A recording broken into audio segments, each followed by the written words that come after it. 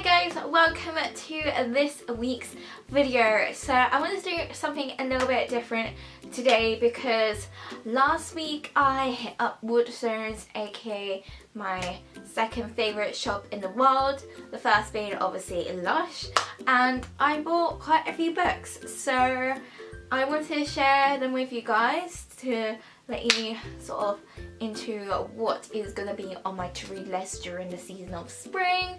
And that's because I recently basically just decluttered every part of my room, including my bookshelves, so I got rid of a few books that I personally would never read again, and basically decided to jazz it up with some fresh reads. And there's a piece of fluff right in my eyeline, goodbye. So I got about 5 books, and 2 of them were part of my Waterstones Plus points purchase, which is pretty exciting. If you guys don't know, I'm not even sponsored by Waterstones to say this, but if you guys buy or get a Waterstones Plus card, it's kind of like a Boots card. Every time you buy a book, it's worth £10, you get a stamp, like a virtual stamp, and if you get 10 stamps, you get £10 to spend on your Waterstones Plus card. So that's what I did, and I got a few books, so these are the books. So if you want to know what kind of books I enjoy reading and to get inspiration for what you guys want to pick up to freshen up your bookshelves as well, and then carry on watching. So I'm going to start with the first one that I am literally just about to read. I've literally read 4 pages of it, and it is The Immortalist by Chloe Benjamin. It kind of gave me, reading the blurb, kind of gave me like Umbrella Academy vibes, kind of, but I think that's just because one of the characters is called Varia, and that kind of reminds me of Vanya. But this is about, I'll just read it so you guys know, and I'll also link all the books in the description box below if you guys actually want to purchase them as well. And it basically says it's 1969 and holed up on a grimy tenement building in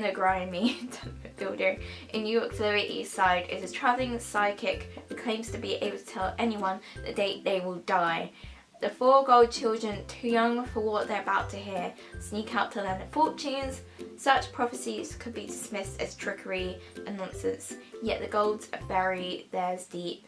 Over the years that follow, they might attempt to ignore, embrace, cheat or defy the knowledge given to them that day, but it will shape the course of their lives forever. Kind of gives me Haunting of Hill House vibes as well, because it's like an event that happens in their childhood and it follows them through to adulthood, and they have to live with like the consequences of finding that information out and how it shapes their lives in adulthood. So I was really intrigued by this. The cover looks like a movie poster as well, because you got the 4 children at the bottom there, and I'm just so excited to get stuck into this. Like, after binge watching loads of Netflix films and stuff along the lines of this kind of plot, I just kind of want to get more into it in the realm of books. So yeah, that's the first one. The next one I actually picked up because number 1, the cover was pink, and number 2, I've seen this everywhere and I thought I need to actually give this a read because quite popular, to be honest, and it is David Mitchell's Cloud Atlas. It's basically got typewriter with loads of like sheets blowing about into the clouds, and it's 6 interlocking lives, one amazing adventure in a narrative that circles the globe and reaches from the 19th century to a post-apocalyptic future.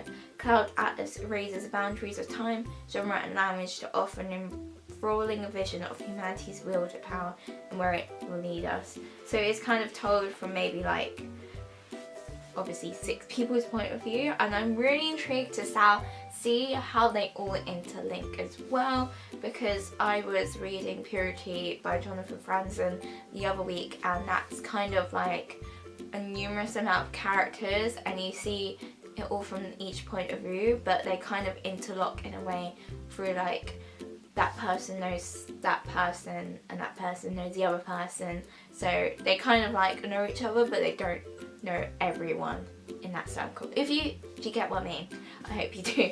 But yeah, this is apparently on the table in Waterstones of books you have to read.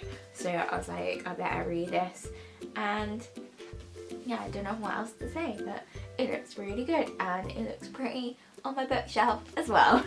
Okay, the other one is called The Mermaid Mrs Hancock. This looks very sort of classical, sort of vintage kind of. I just love the cover. That's what drew me to it.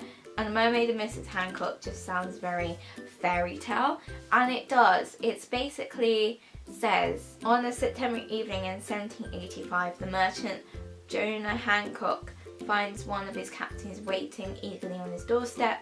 He has sold Jonah's ship for what appears to be a mermaid.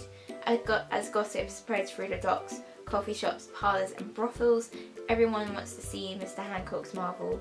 Its arrival spins him out of his ordinary existence and through the doors of high society, where he meets Angelica Neal, the most desirable woman he's ever laid eyes on.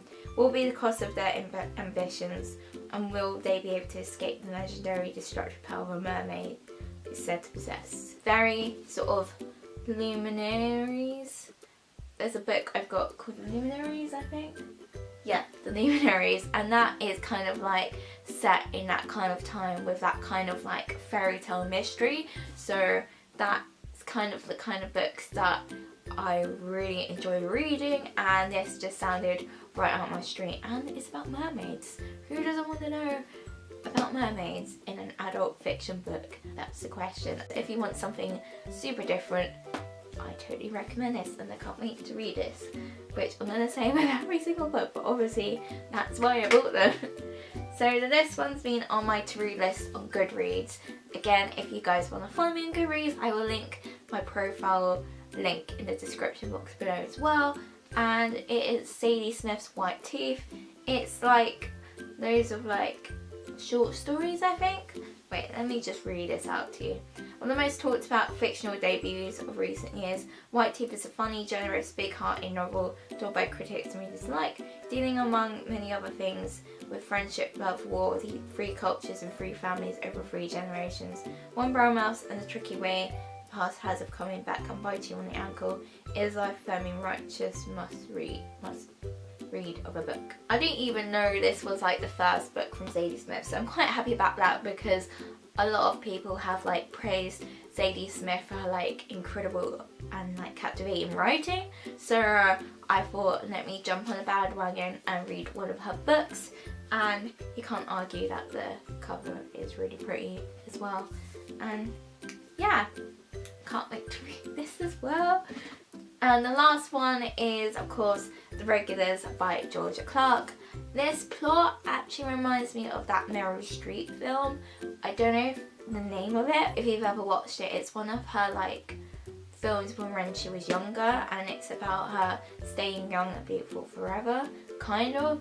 But this is a very kind of similar plotline, but not, if you get what I mean. So it's about best friends Evie, Krista and Willow are just trying to make it through their mid-20s in New York. The regular gals with regular preoccupations, making it up the corporate ladder, making sense of online dating and making rent, until they stumble across Pretty, take a single drop, and each young woman gets a gift of jaw-dropping beauty for 1 week, presenting them with unimaginable opportunities to make the biggest dreams come true. But beneath the glass there's an ugly side to Pretty, as some doors open and other doors slam shut. What are they prepared to sacrifice? Sure, you get those Meryl Streep vibes for this.